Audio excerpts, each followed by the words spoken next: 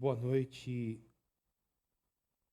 a todos, que a graça e a paz do Senhor Jesus esteja com cada um de vocês nesta noite, chuvosa, fria, aqui na cidade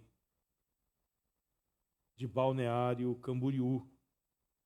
Cumprimento todos vocês que estão acompanhando essa transmissão online. Que Deus abençoe a vida de vocês, também os nossos irmãos que estão presentes aqui no nosso espaço. Que a graça e a paz estejam com vocês. Um abraço para Humberto, um abraço para a Fran, toda a sua família, o Alexandre, a Sara.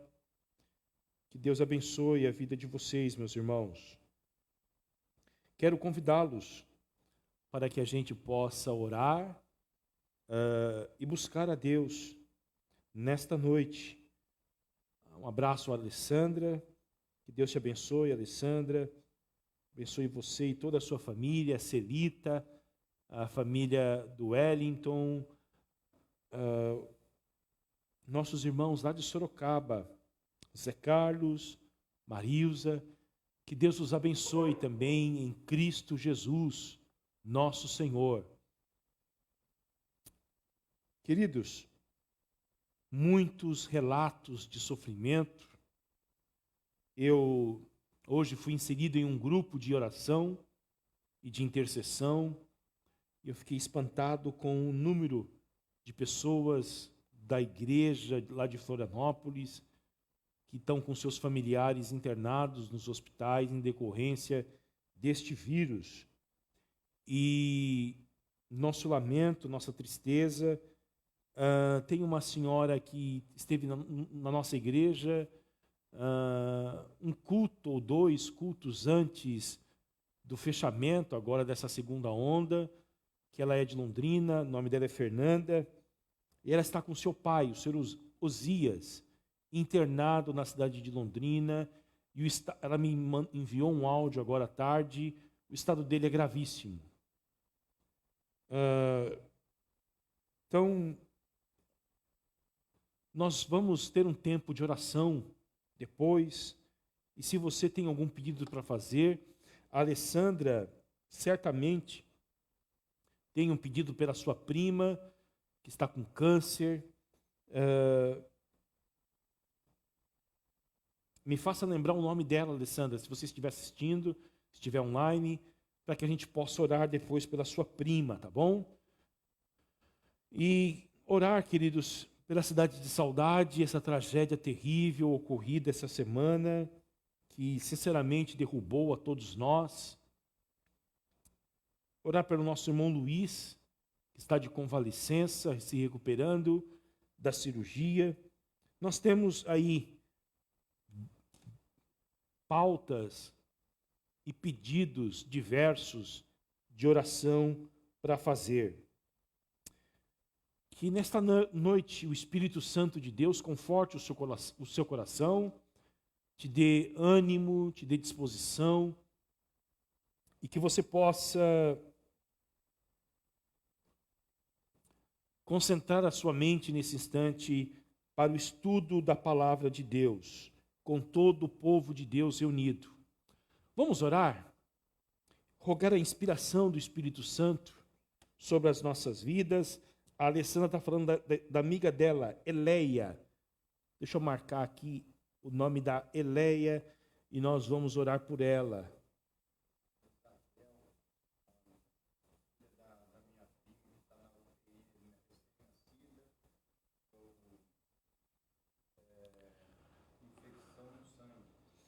O Rodrigo está pedindo oração pela Isabel, filha da sua prima. Ela é recém-nascida e está internada com uma infecção no sangue. Vamos orar também por essa criança depois. Queridos, onde você está agora na sua casa, se você tem condições de fechar os teus olhos, de procurar a sua família, quem está com você, dar as mãos, dobrar os teus joelhos. Vamos orar.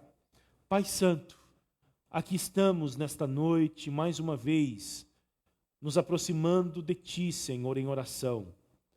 Nós clamamos pela Tua intervenção poderosa sobre as nossas vidas, sobre a vida da igreja, Senhor, sobre a vida do Teu povo. Clamamos para que o Senhor faça milagres em nós e através de nós, Senhor, e nos abençoe de uma forma poderosa. Nós precisamos muito de Ti, Senhor. Nós precisamos muito da Tua graça, da Tua misericórdia, do Teu grande favor sobre as nossas vidas. Esteja conosco, esteja com o Teu povo, que nesta noite a nossa mente esteja voltada para Ti, Senhor, para as Tuas verdades, para as Tuas maravilhas, enquanto lembramos dos que sofrem, dos angustiados, dos amargurados, dos aflitos, dos oprimidos, ó Deus. Em nome de Jesus, nós clamamos por aqueles que estão nos leitos dos hospitais, clamamos pelos que estão, Senhor, em busca de vagas nas UTIs, clamamos, ó Deus, pelos desempregados, clamamos pelos amargurados, clamamos pelos depressivos, aqueles que têm sentimentos suicidas, Senhor, especialmente na nossa cidade. Alcance-os nesta noite, que a Tua provisão chegue também aos desempregados, ó Deus, que a Tua provisão chegue também àqueles que estão profundamente angustiados, aqueles que porventura estão com ordem de despejos na sua casa, aqueles que não têm, Senhor, o que dar aos Teus filhos nesta noite, aqueles que não têm o que comer também. Nós oramos por eles, ó Deus. Nós clamamos a Ti, Senhor, pela cidade do Rio de Janeiro, pelos moradores daquele bairro onde teve, Senhor, aquele evento tão triste nesta tarde.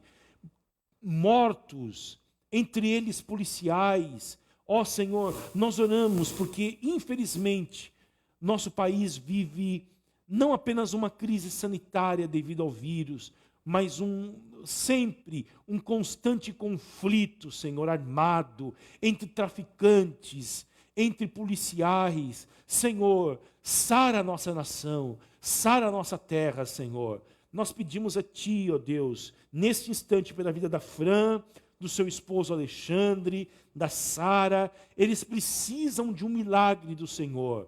Portanto, eu oro para que a Tua intervenção seja real sobre a vida deles. Lembramos do seu Osias, lá em Londrina, Senhor, internado, situação crítica. Ó Deus, os médicos afirmaram que a situação dele é gravíssima, mas o Senhor é o médico dos médicos, e o Senhor pode curá-lo de uma maneira poderosa, visitá-lo e curá-lo, Senhor. Lembramos do nosso irmão Luiz, está de convalescença, Senhor, se preparando para um longo tratamento de quimioterapia.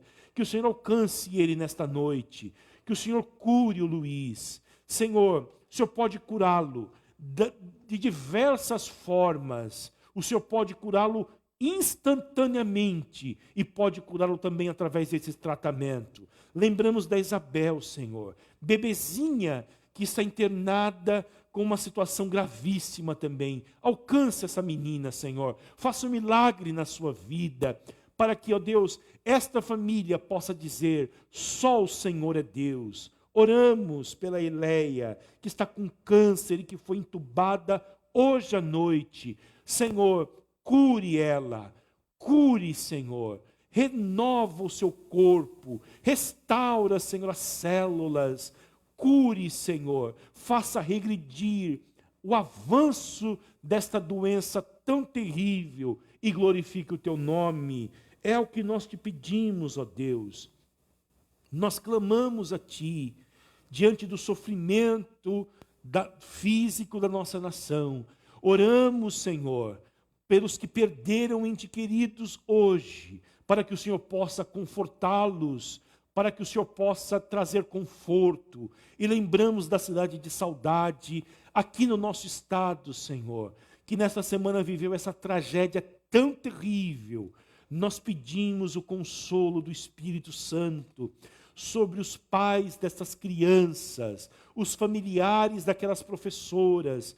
Senhor, nada além do teu Espírito pode consolar o coração destas pessoas, ó Deus. Nada, nada é capaz de trazer conforto. Por isso que nós rogamos a Ti, para que o Senhor conforte o coração dos pais daquelas crianças.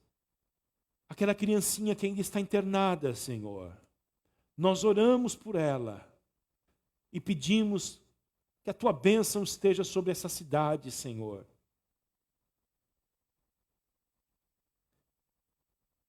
Proteja o nosso país, ó Deus. As pessoas estão com os nervos à flor da pele. As pessoas estão surtadas, apavoradas, depressivas. Senhor, nós pedimos para que o Senhor possa encher com Teu Espírito a Tua igreja nestes dias. Para que a Tua igreja possa pregar o Teu Evangelho, que é a única mensagem capaz de trazer paz ao coração desesperado. Enche-nos com o Teu Espírito e falaremos da Tua palavra neste contexto de tamanha escuridão espiritual em que nós estamos vivendo. É a minha oração, Senhor, em nome de Jesus. Amém. Queridos, eu quero convidar vocês para que vocês possam abrir as suas Bíblias na carta que o apóstolo Paulo escreveu à igreja de Éfeso.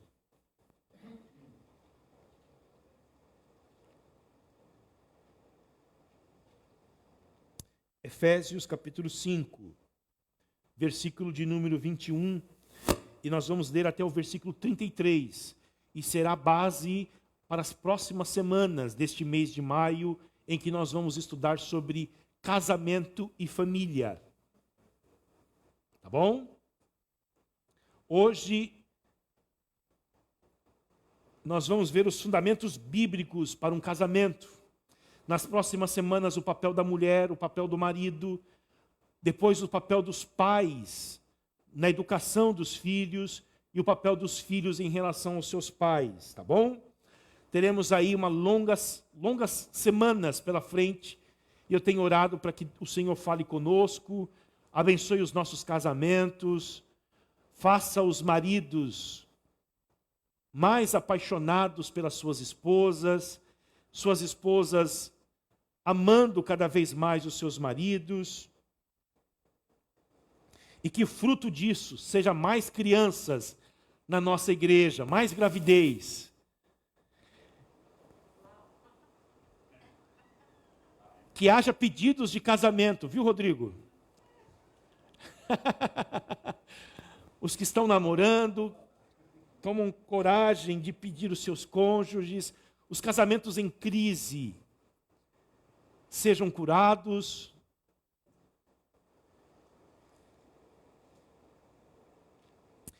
Carta do apóstolo Paulo à igreja de Éfeso, capítulo 5.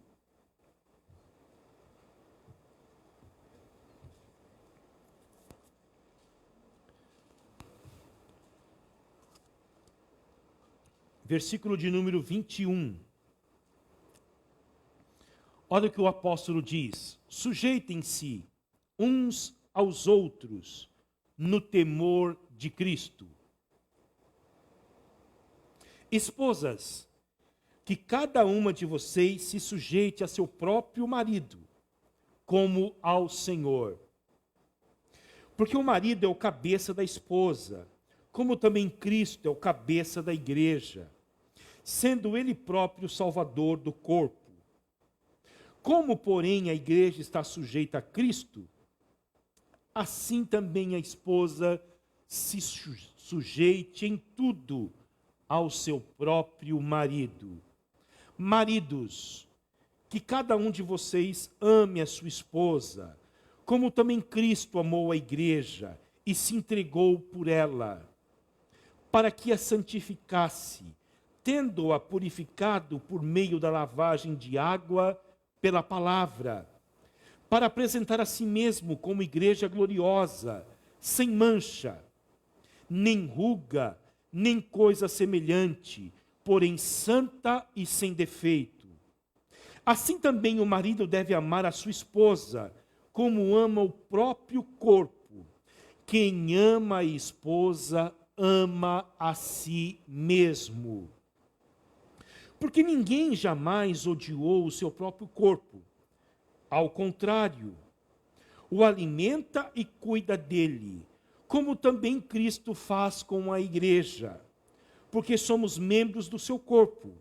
Eis porque o homem deixará o seu pai e a sua mãe, e se unirá à sua mulher, tornando-se os dois uma só carne. Grande é este mistério. Mas eu me refiro a Cristo e à igreja. No entanto, também quanto a vocês, que cada um ame a sua própria esposa como a si mesmo, e que a esposa respeite o seu marido. Amém. Queridos, neste mês de maio, nas quintas-feiras, eu quero trabalhar com vocês os fundamentos bíblicos para o casamento e a família, diante da certeza de que nenhuma instituição tem sofrido tantos ataques quanto o casamento e a família nos últimos tempos. A sociedade tenta trazer novas definições sobre o que significa um casamento e o que significa uma família. E isto é um indicador de uma crise na sociedade sobre esses dois temas, casamento e família. E saindo dos aspectos conceituais, que eu vou falar bastante sobre eles ao longo deste mês de maio, nós também estamos no meio de uma pandemia, de um ano que ainda não terminou, 2020. E esta pandemia provocou um agravamento nas crises familiares, conjugais e familiares, eu percebi isto, que essa tensão da pandemia, sobretudo no ano passado, fez com que aquilo que era... Obrigado, Rodrigo.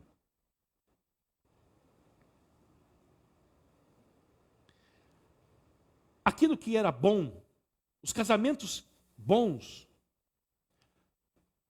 se tornaram melhores.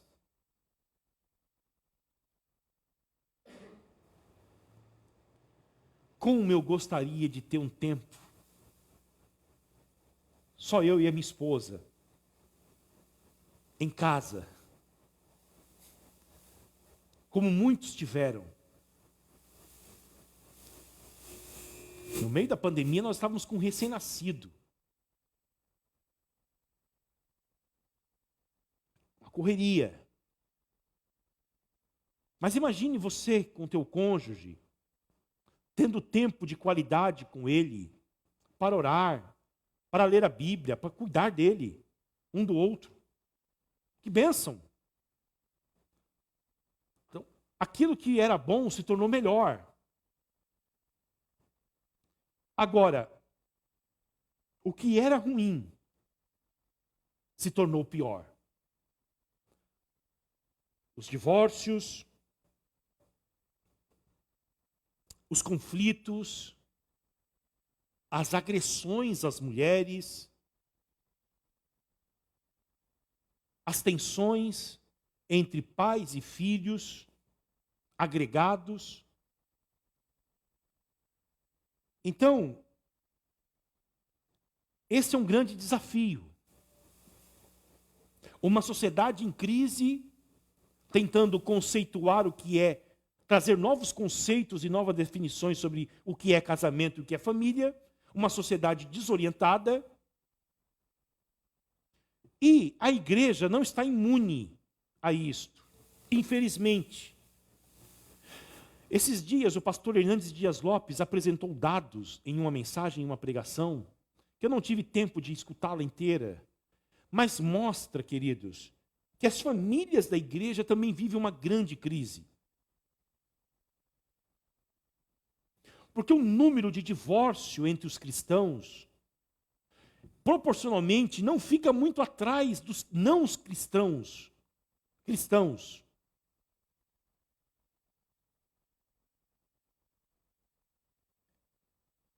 Há tensões gigantescas em lares de cristãos, entre pais e filhos. E nós podemos notar experiências familiares, por razões diversas, que comprovam que não há muita diferença entre um lar que se denomina seguidores de Jesus Cristo para uma família que não conhece nada sobre a fé.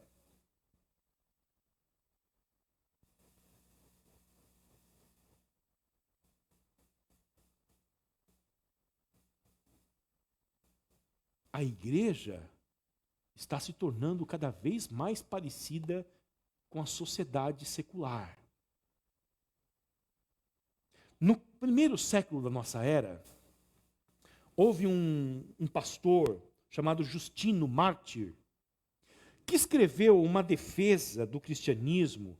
Eu li isto hoje em um livro, achei interessante, chamado Apologia. Apologia é uma palavra grega que significa discurso de defesa. E os cristãos estavam sendo perseguidos. Então ele escreve um livro com argumentos teológicos e filosóficos, apresentando à sociedade, e ele dedicou o seu livro ao imperador de Roma e enviou uma cópia para ele, para mostrar que o cristianismo era convincente do ponto de vista filosófico e teológico. Que não era nenhuma anomalia que havia surgido uma religião estranha, como a sociedade de então chamava os cristãos.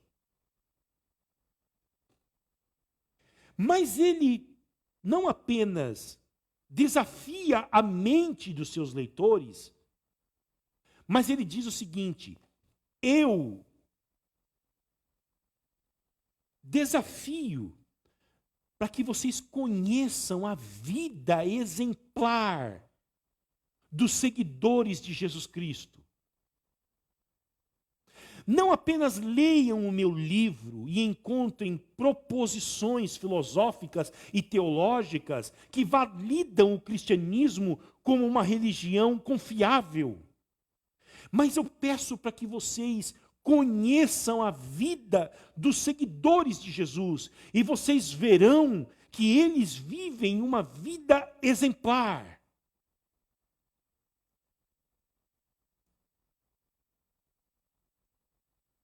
Hoje eu não sei se nós poderíamos recomendar um não cristão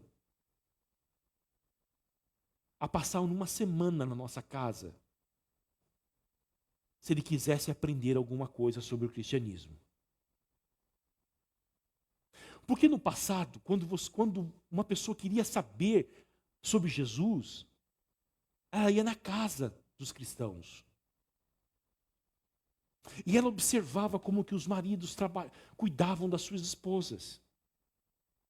Como as esposas respeitavam os seus maridos. E como que eles tratavam os filhos tratavam os pais.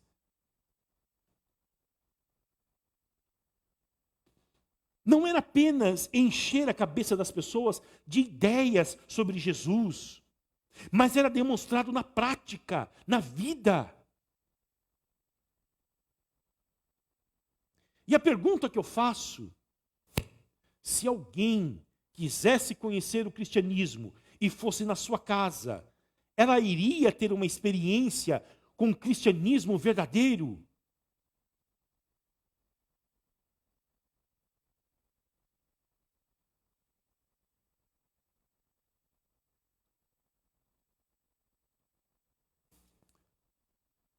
Os destinatários dessa carta que o apóstolo Paulo escreveu viviam em uma cidade pagã, Éfeso. Cidade que tinha o maior templo religioso do mundo antigo. Já falei isso para vocês em outras ocasiões. O templo dedicado à deusa Diana. Lá em Atos dos Apóstolos, capítulo 19, temos uma ideia do que era esse templo, do que era essa cidade gigantesca para o mundo de então. 200.000 habitantes. Tem muita cidade lá do norte do Paraná que não tem isso, viu? Os paranaenses aí. Uma cidade pagã. Os cultos nesse templo, eu já falei, e eu lembro que quando nós estávamos presencial, o povo deu risada. Mas quando o homem queria fazer sexo, ele ia nesse templo. Pagava uma quantia financeira, oferecia um sacrifício ao deus Diana, tinha um templo gigantesco lá também ao deus Dionísio, que é o deus do vinho, Baco. Então você imagina, você vai cultuar o deus do vinho, o que tem lá? Bebida. Você vai cultuar o deus da Diana, que Diana vem da deusa grega Afrodite, deusa do sexo. O que tem lá nesse templo da Diana? Sexo. E era natural as famílias irem para esses templos. Os filhos que nasciam dessas relações, dessas mulheres, que eram as prostitutas sagradas, eram considerados deuses. No meio dessa bagunça toda, o evangelho chegou lá. As pessoas se converteram. E elas se converteram ao Senhor Jesus Cristo e não saíram da cidade. Foram morar 80 quilômetros de distância de Éfeso. E montaram uma cidade nova, uma comunidade nova. Não, eles continuaram em Éfeso. Vivendo agora uma nova vida. Vivendo novos valores. Em uma sociedade profundamente corrompida, como a nossa. E hoje eu estive lendo esse texto. Vejam quantas vezes o apóstolo Paulo chama a atenção da igreja para que a igreja viva diferente. Não viva com os mesmos valores em que eles viviam outrora e os valores que a sua cidade ainda continua vivendo.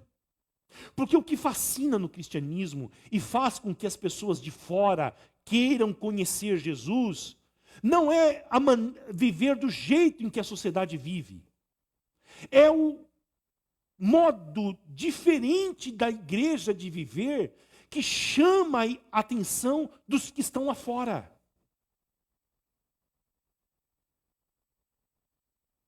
Porque as pessoas podem viver um casamento destroçado, mas aí elas são convidadas pela Carol e pelo Sandro para irem um dia na casa deles, comer uma refeição, tomar um café.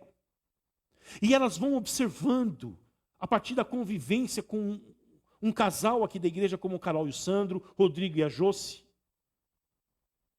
Meu Deus, olha o jeito que ele trata ela, olha o respeito, o amor que um tem pelo outro. Eles estão vivendo isso aqui que o apóstolo Paulo está dizendo, sujeitai-vos uns aos outros. O marido se sujeita à esposa, a esposa se sujeita ao marido. Eles não estão em busca dos seus interesses individuais, mas um busca o amor e o bem-estar do outro. Meu Deus, eu quero isso para a minha vida.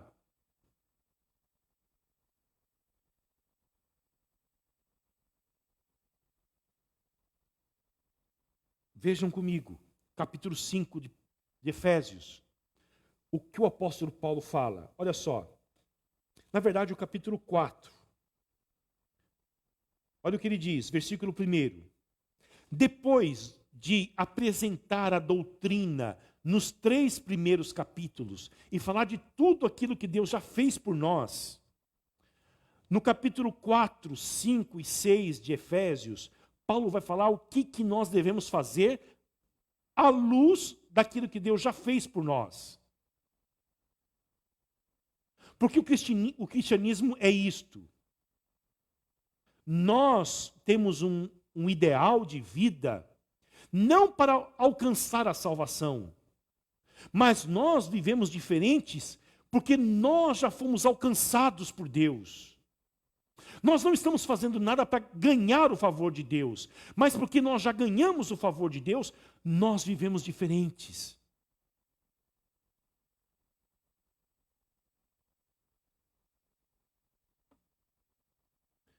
Efésios 4 e 1.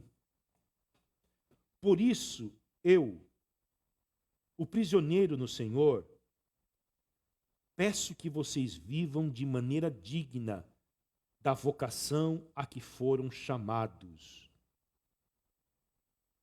Olha só, você foi chamado por Cristo um dia? Jesus chamou você? Que coisa gloriosa o chamado. É a coisa mais fantástica que eu tenho, que eu vejo na perspectiva bíblica. Deus chamando indivíduos. Eu me lembro do processo em que Deus fez comigo para me chamar para perto dele. Deus me chamou, agora eu sou exortado a viver de maneira digna deste chamado. E olhem como que os nossos casamentos seriam se nós aplicássemos o que ele diz, qual é a maneira digna desse chamado. Versículo 2. Com toda humildade. Oh, meu Deus do céu. Como nós somos carentes da humildade. Eu não sei vocês, eu sou. E às vezes eu fico lembrando de uma frase do livro do Winston Churchill, que ele era um homem inteligentíssimo, um gênio. Ele conversou com um homem, esse homem interpelou ele de uma forma boçal.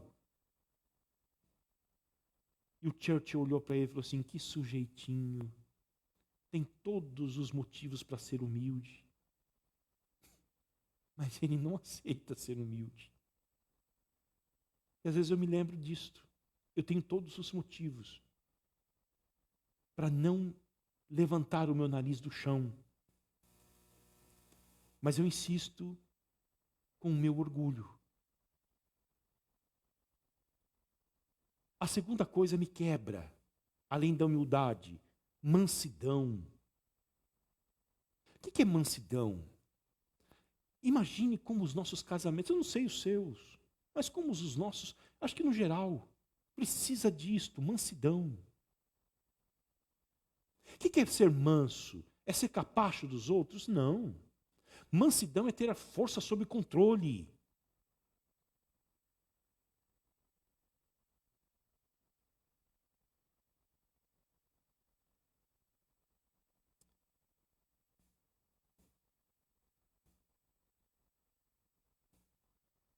Terceira coisa, longanimidade. Ser longânimo. Ser longânimo é ser perseverante, ser paciente com os erros dos outros, não desistir, perseverar. Quarta coisa, suportando uns aos outros em amor. Amor. O amor é o que não busca os seus próprios interesses. Não se exaspera, não suspeita mal. Tudo sofre, tudo crê, tudo espera, tudo suporta. Amor.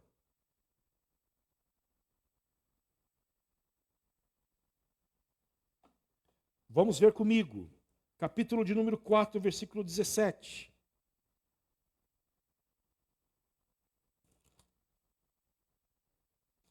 Cumprimento os nossos irmãos que estão assistindo com a gente, seu Hernani, pastor Marcelo Centeno, Silvana, dona Nália e a Neucira. Ô Neucira, Deus te abençoe a sua vida, tá bom? Deus abençoe a vida da dona Zira também. Um beijo para vocês. Carlito, o Alexandre lá de Londrina. Vamos lá, Efésios capítulo 4, versículo 17. Olha o que o apóstolo Paulo diz. Isto, portanto, digo e no Senhor testifico, não vivam mais como os gentios.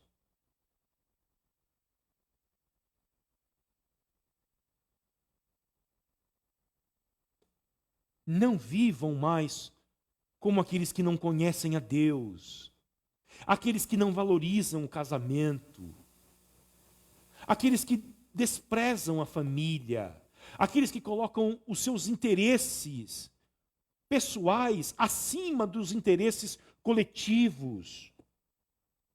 Agora, por último, capítulo 5, versículo de número 15. Paulo está explanando. O argumento do Paulo é o seguinte: ele começa um argumento, dá uma definição, começa outro, dá outro. Olha só, agora no capítulo 5, versículo 15. Portanto, depois de falar muitas coisas, ele apresenta uma conjunção adversativa. Portanto, tenham cuidado com a maneira como vocês vivem.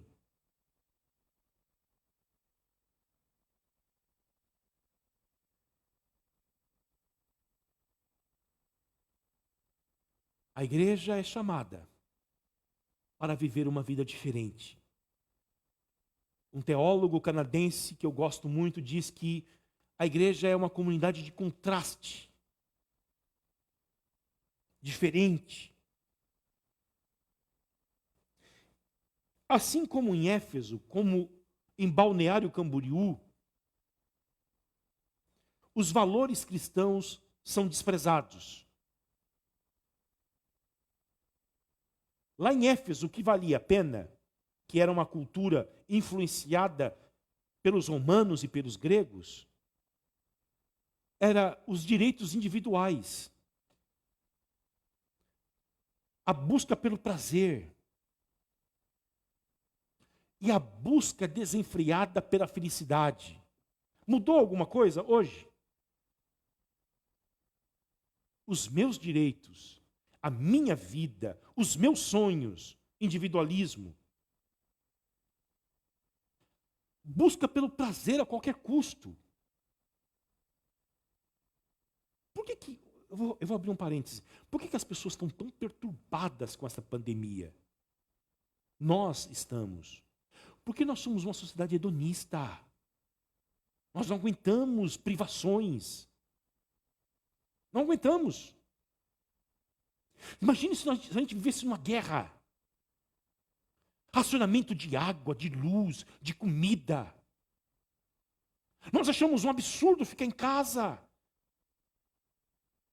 Imagine se vivêssemos numa guerra. Porque somos uma sociedade hedonista. Queremos o prazer, acreditamos que o sentido da vida é o prazer. Era o que vivia a sociedade de Éfeso.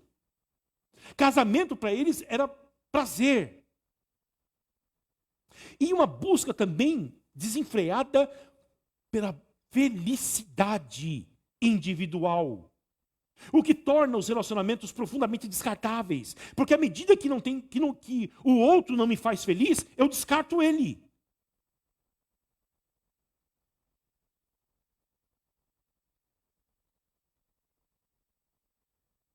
As mulheres eram exploradas naquela sociedade. As crianças eram desprezadas.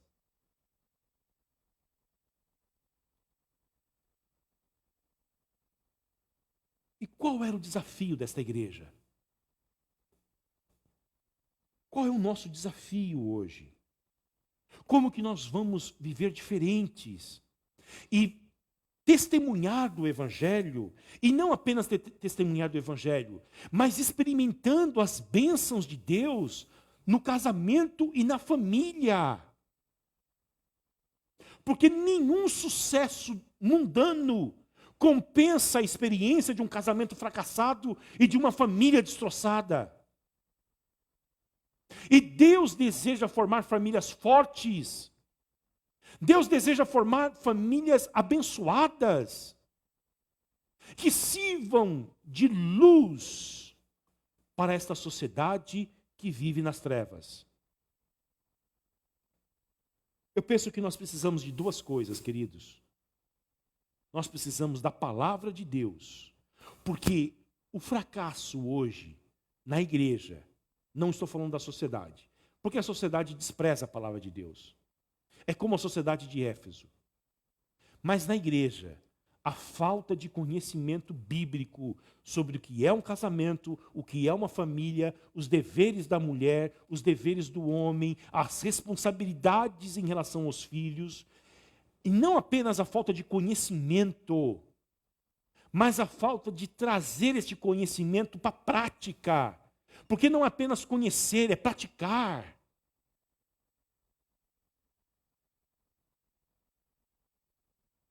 Essa é a primeira coisa.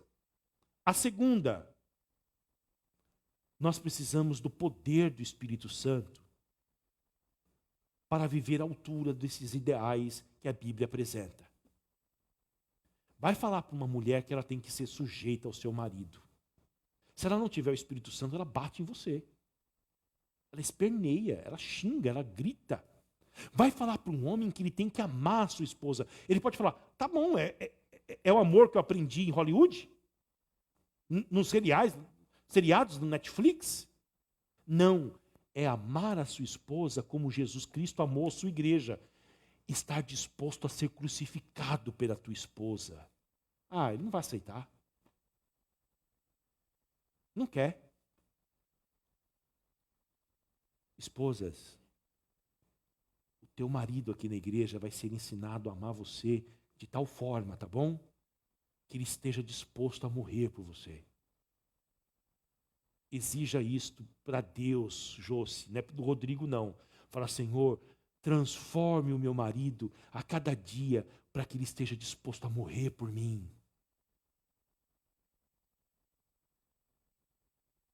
Carol? Rodrigo, você que vai casar em breve? Pedro?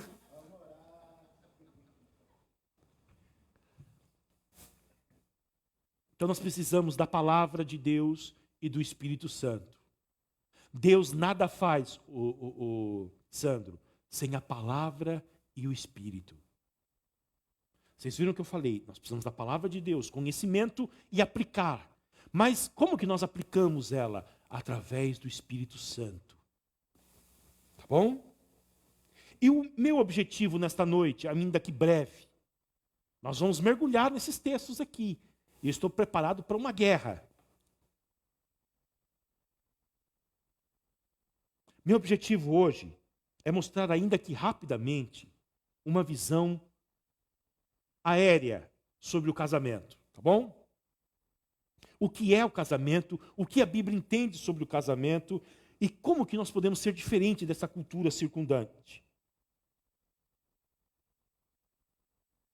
E eu quero convidar você a abrir a sua Bíblia, sei que está em casa, os irmãos que estão aqui na igreja.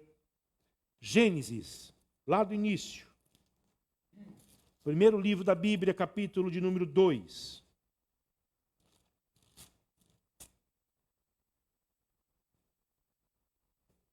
Versículo 18.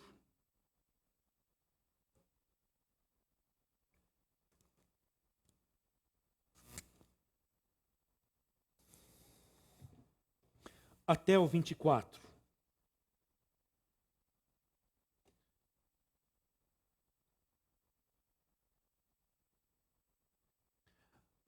Antes da gente ler, deixa eu falar uma coisa. Nós lemos esse texto que o apóstolo Paulo escreve e depois nós vamos ler o que Jesus fala sobre o casamento. Tanto Jesus como Paulo fundamenta a sua fala e a sua teologia sobre o casamento a partir deste texto de Gênesis. A norma da igreja, o que a igreja ensina ao longo de milênios sobre casamento, tanto a igreja do antigo pacto como a igreja do novo pacto. Israel e nós, cristãos, ensinamos sobre o casamento, está aqui. Eu digo isto porque as pessoas já disseram que isso aqui é antiquado. Que isso não faz jus à cultura moderna. Mas não é verdade. Nós não queremos nenhuma nova perspectiva sobre o casamento. Queremos voltar à antiga. Vamos lá? Gênesis 2:18. O Senhor Deus disse ainda: não é bom que o homem esteja só. Farei para ele uma auxiliadora que seja semelhante a ele. Nas próximas semanas eu quero explicar para vocês o que significa isto. A mulher é igual ao homem, como as feministas ensinam hoje. Vocês acreditam que ela é igual?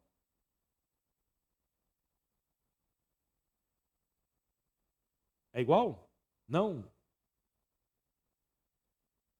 E você, Josi? Carol? Sandro? Hã? Não. Mas vocês já viram dizer que as pessoas falando que a mulher é igual? Então nós vamos tentar descobrir isto. Havendo, pois, o Senhor Deus formado da terra todos os animais do campo e todas as aves dos céus, trouxe-os a Adão, para ver que nome lhes daria, e o nome que ele desse a todos os seres vivos, esse seria o nome deles. Olha só, o Adão tinha muito trabalho. Muito. Dar nome a todos os seres vivos criados. O homem deu nome a todos os animais domésticos, às aves dos céus e a todos os animais selvagens, mas para o homem não se achava uma auxiliadora que fosse semelhante a ele. Então o Senhor Deus fez cair um pesado sono sobre o homem. Se o teu marido depois do almoço tiver sono pesado, entenda, isso vem de Deus, ó. Não censure ele. Deixa ele dormir no sofá depois, vendo o jornal lá. É Deus que fez isso, ó. E este adormeceu. Tirou-lhe uma das costelas e fechou o lugar com carne. E da costela que havia tirado do homem, o Senhor Deus formou uma mulher da costela, olha só.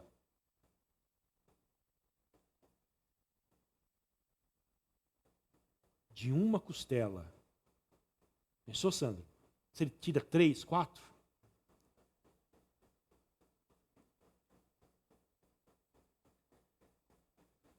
E da costela que havia tirado do homem, o Senhor Deus formou uma mulher e a levou até ele. Pensou Adão acordando, depois do almoço, e vendo aquela mulher que devia ser bonita demais. Eu imagino ele assanhado. Ele ficou tão assanhado que o primeiro poema da Bíblia foi declamado pelo Adão. Ele não se conteve quando viu. Quem disse que o homem não faz poemas para suas amadas? É só ele acordar depois do almoço e encontrar uma mulher bonita. Ele não aguenta. Olha só. Esta, afinal, é osso dos meus ossos e carne da minha carne. Será chamada varoa. Hoje a Eva ia bater nele se ele chamasse ela de varoa. Porque do varão foi tirada. Agora não é mais o Adão que está falando. É Deus, olha só. Por isso o homem deixa pai e mãe e se une à sua mulher, tornando-se os dois uma só carne. Ora, um e outro, o homem e sua mulher, estavam nus, e não se envergonhavam. Isto aqui é uma das dimensões do casamento. Você ficar nu diante da tua esposa, mas não é apenas nu fisicamente, sem roupa. É você se abrir e não ter vergonha dela e nem ela de você. Nós vamos falar sobre isso depois. A partir daqui, queridos, o que é o casamento sob uma perspectiva bíblica? Pelo menos 7 coisas. Tá bom? Tá ok? A primeira delas, o casamento, sob a perspectiva bíblica, é a superação da solidão.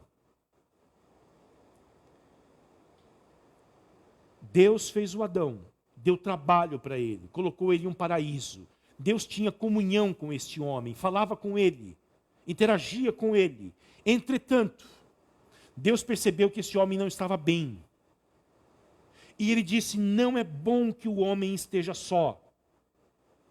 Não é legal. Porque, embora ele tenha comunhão comigo, ele desfrute da minha presença, viva em um paraíso, tenha muito o que fazer, ele não está completo. Ele é solitário. E foi Deus quem o fez assim. Porque Deus nos cria para os relacionamentos. Porque o próprio Deus é um Deus relacional. Deus vive na eternidade, não vive sozinho. Ele vive em uma comunidade, porque o nosso Deus é um Deus trino. Pai, Filho e Espírito Santo. Ele não vive em solidão.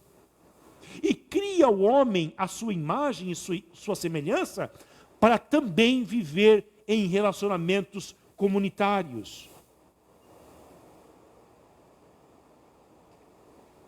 Portanto, um casamento é uma aliança em que um e o outro compromete-se a curar a solidão do outro.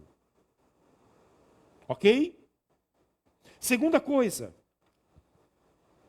o casamento tem a ver com a união sexual. Porque no versículo 24, por isso o homem deixa pai e mãe, autonomia.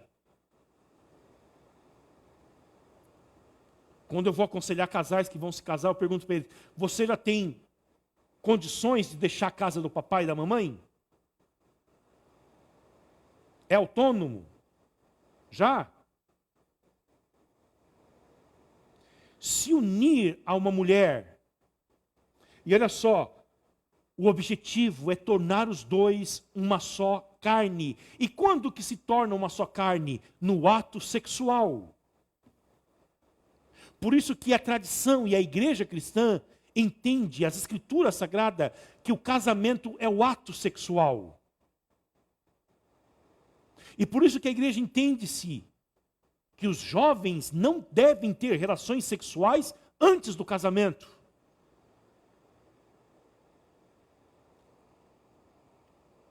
Porque o casamento, sexo não é brinquedo de criança. É feito sobre uma aliança, sobre pessoas que se uniram, sobre a bênção de Deus, a bênção dos seus pais, e que já podem se sustentar, se unir uma outra pessoa, porque o objetivo é torná-los um só.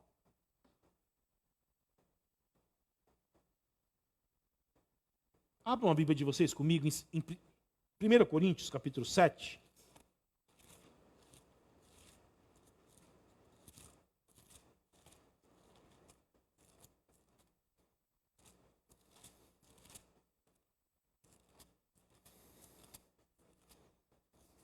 Versículo de número 3. 1 Coríntios 7 e 3. Na igreja de Corinto, alguém estava deixando de ter relações sexuais com seu cônjuge, porque acreditava que isso não era espiritual, não era de Deus. Deixa eu falar uma coisa para vocês. Quando, geralmente, as pessoas têm aversão à palavra puritano. O puritanismo foi um movimento que surgiu na Inglaterra, que visava uma santidade da igreja, diante da corrupção da igreja da Inglaterra. E as pessoas dizem que os puritanos eram aversos à diversão, ao prazer, mas isso não é verdade. Eu estava lendo uns documentos, um tempo desse atrás, em casa, uns livros sobre os puritanos ingleses, e eu estava vendo que eles disciplinaram um irmão da igreja. Escutem só. Porque este estava se recusando a fazer sexo com a sua esposa, porque acreditava que isto não era puro. Se eu fosse contar para vocês as histórias que eu já sei de na igreja, de pessoas que têm essa mentalidade, vocês não têm ideia. E a esposa foi procurar um pastor e dizer: olha, pastor, eu tenho desejos sexuais e o meu marido não quer ter relações comigo. Os presbíteros da igreja, o pastor, foram aconselhar este homem. E na sua reincidência, eles disciplinaram ele. Tiraram ele do rol de membro da igreja. E o privaram da participação dos cultos na Santa Ceia, para que ele se arrependesse dos seus pecados e voltassem à prática conjugal, que é bíblica e é um mandamento de Deus. Provavelmente isso estava ocorrendo também na igreja de Corinto. Olha o que o Paulo escreve. 1 Coríntios 7:3. Que o marido conceda à esposa o que lhe é devido. E também, de igual modo, a esposa ao seu marido. Quando um casal se une em casamento, eles estão fazendo um pacto de um cuidar sexualmente do outro.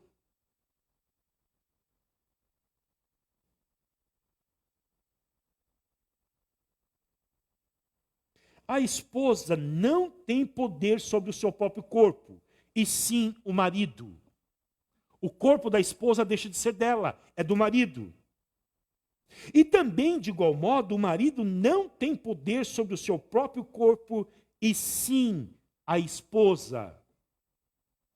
Versículo 5. Não privem um ao outro, a não ser talvez por mútuo consentimento, por algum tempo. Olha só, pode ocorrer de um casal ficar sem sexo? Pode.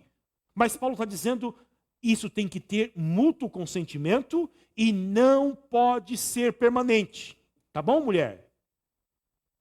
Ah, pastor, o pastor disse que pode ficar sem. É por um tempo. Olha o que Paulo diz, por quê? Para se dedicarem à oração. A família está enfrentando um grande problema. O casal vai se unir a jejuar e orar. E o tempo que eles iriam se dedicar às carícias do sexo, eles vão se dedicar a orar. É isso que Paulo está dizendo. Mas ele fala o seguinte: termina a oração logo e se unam de novo. Mulheres, não queiram fazer longas orações. Ah, eu vou tirar 40 dias para orar, pastor. Não. Por quê? 40 dias é pouco, o Jesus está dizendo aqui, ó. Por quê? Olha o que Paulo vai dizer. Olha só. Depois retomem a vida conjugal, para que Satanás não tente vocês por não terem domínio próprio.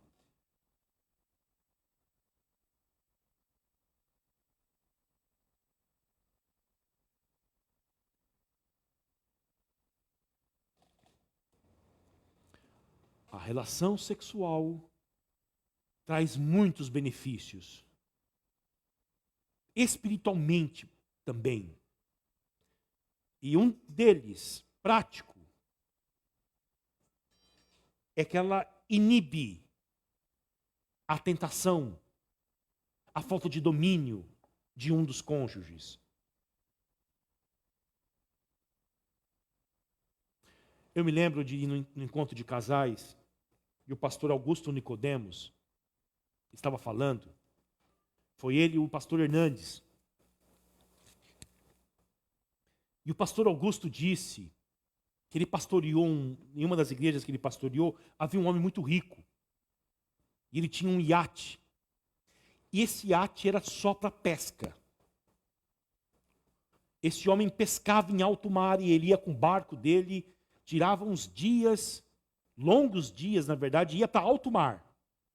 Pegava alguns amigos e ia pescar.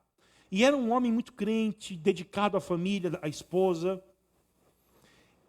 E ele levava sempre a sua empregada, que há mais de 30 anos trabalhava para ele, já era uma senhora.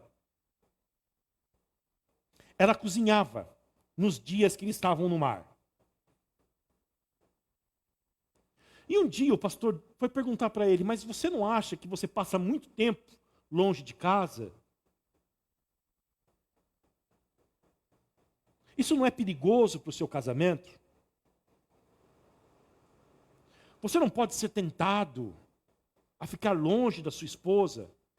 Ele disse, não, eu tenho domínio sobre o meu corpo e além do mais, pastor, eu sei a hora certa que eu tenho que voltar para casa. É um hobby que eu tenho, eu trabalho muito, e é onde eu extravaso, eu vou para o mar mesmo, só que eu sei a hora de voltar para casa. O pastor ficou curioso e perguntou para ele assim, então me diga, qual é a hora que você sabe que você tem que voltar para casa para as suas obrigações conjugais? Ele falou, pastor, quando eu estou no mar, e eu olho lá para a cozinha e vejo a Zefa e acho ela bonita. A minha empregada doméstica, a minha senhora, quando eu começo a achar ela bonita, aí eu sei que eu tenho que pegar o barco e voltar para casa, porque é a hora de eu voltar para o meu relacionamento conjugal. Quando eu acho a Zefa bonita, está na hora de voltar para casa.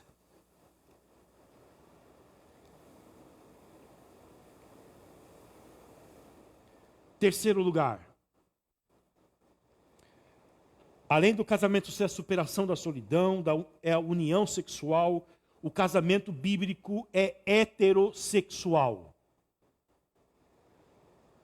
O casamento entre um homem e uma mulher é o desígnio de Deus. E a prática homossexual ela perverte este desígnio que Deus fez. E é chamado de abominação aos olhos de Deus. O enredo bíblico é este: um homem solitário, carente, e Deus cria para ele uma mulher. Se houvesse algum tipo de legitimação do casamento homossexual, a Bíblia teria que fazer um outro enredo. Teria que existir um outro enredo na Bíblia. Quarto lugar, o casamento é monogâmico. Deus não fez várias Evas para o Adão. Deus fez uma Eva para ele. As pessoas às vezes perguntam para mim, mas pastor, Davi tinha várias esposas?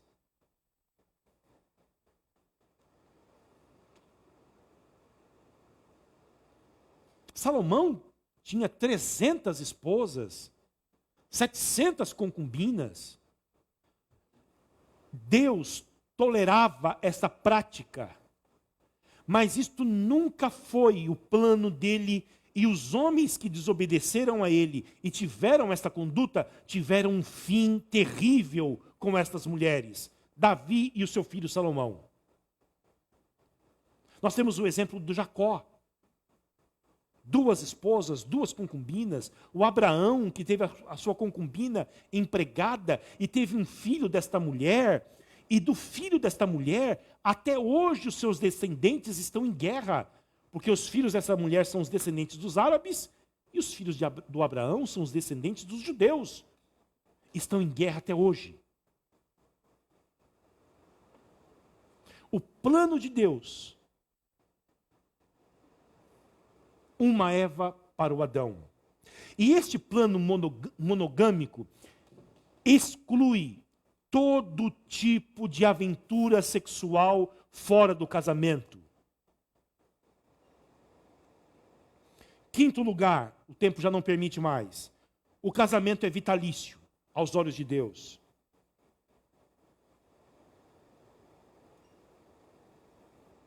Diante de uma cultura líquida e que tem aversão a tudo que é sólido, o casamento bíblico é um chamado a uma aliança que inclui perseverança até que a morte os separe. A Bíblia fala no livro de Malaquias 2:16 que Deus odeia o divórcio. E agora eu quero que vocês abram a Bíblia comigo em Mateus capítulo 19. Olha o que o Senhor Jesus fala sobre casamento. Nós já estamos terminando.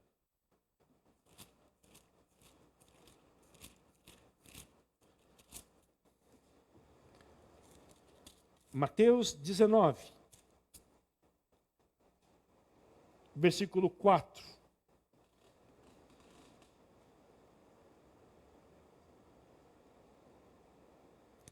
Jesus respondeu: vocês não leram que o Criador, desde o princípio, os fez homem e mulher? E que disse, por isso o homem deixará o seu pai e sua mãe. Olha só, as pessoas falam, o que mais importa é o amor, não é? Viva o amor. Jesus é amor, a igreja que não ama. Olha aqui, Jesus, de fato, é amor. Mas olha a visão que ele tem do casamento. O Criador, desde o princípio, fez homem e mulher.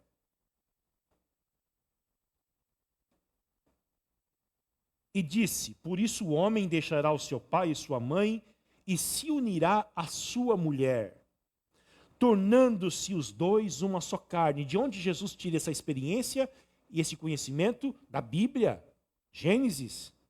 De modo que já não são mais dois, porém uma só carne. Portanto, que ninguém separe o que Deus ajuntou. Os fariseus perguntaram, então por que Moisés ordenou dar uma carta de divórcio e repudiar a mulher? Jesus respondeu, foi por causa da dureza do coração de vocês que Moisés permitiu que vocês repudiassem a mulher, mas não foi assim desde o princípio. Eu, porém, lhes digo, quem repudiar a sua mulher, olha só, existe possibilidade de divórcio na Bíblia? Sim, mas é este aqui, ó.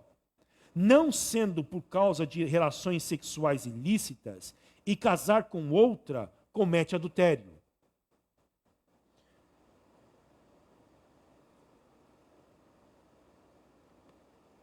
A única possibilidade de divórcio aos olhos de Deus é um dos cônjuges trair o outro. Ok?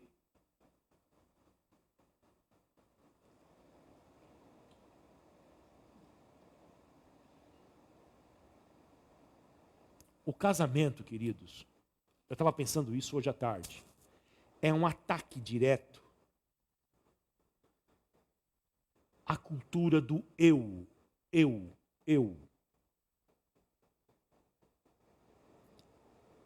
É um chamado amor mútuo, renúncia, entrega.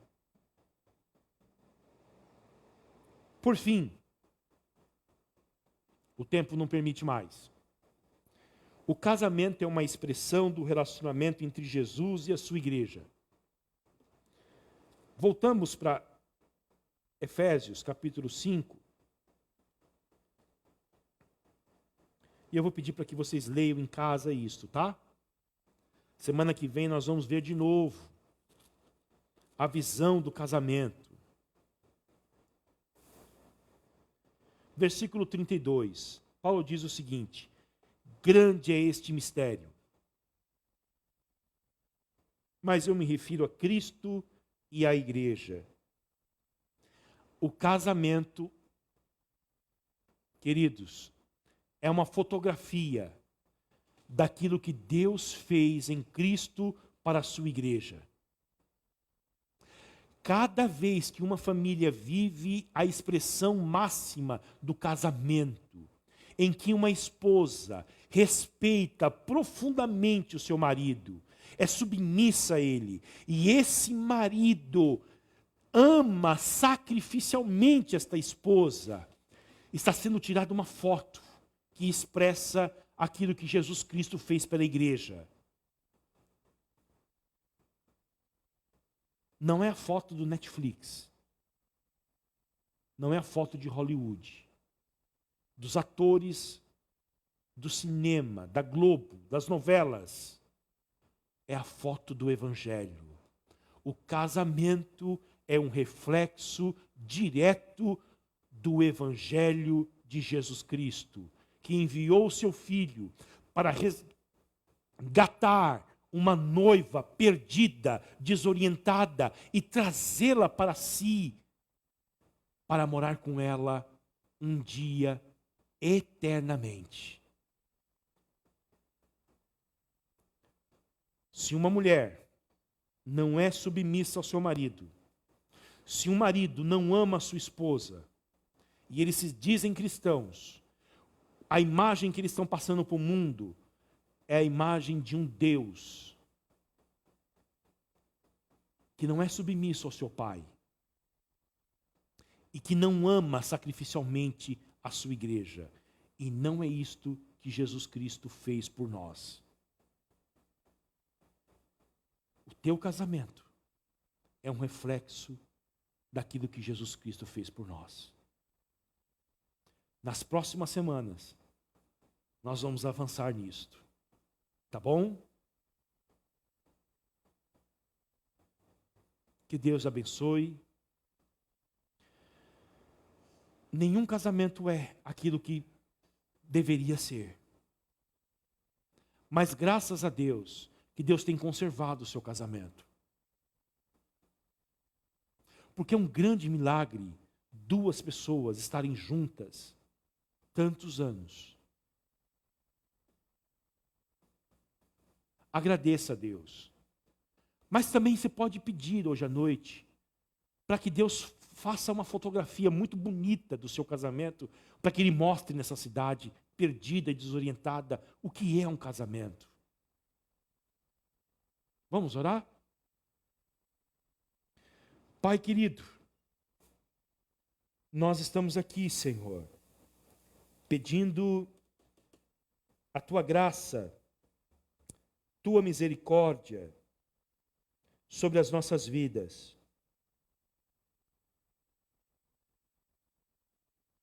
Agradecemos pelo casamento que temos, pelos filhos.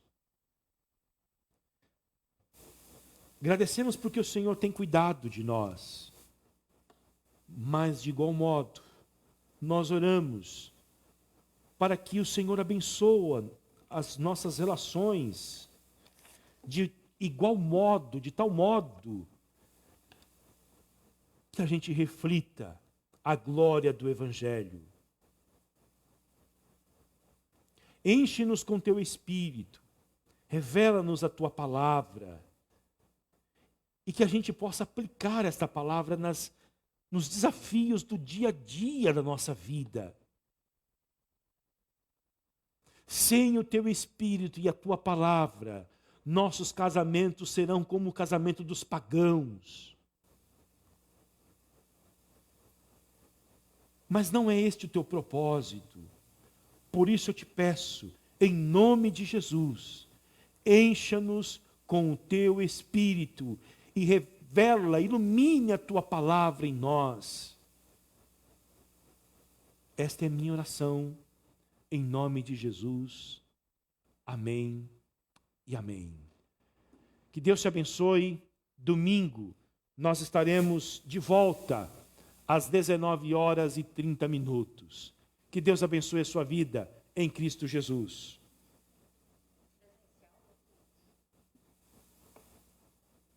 Ainda não.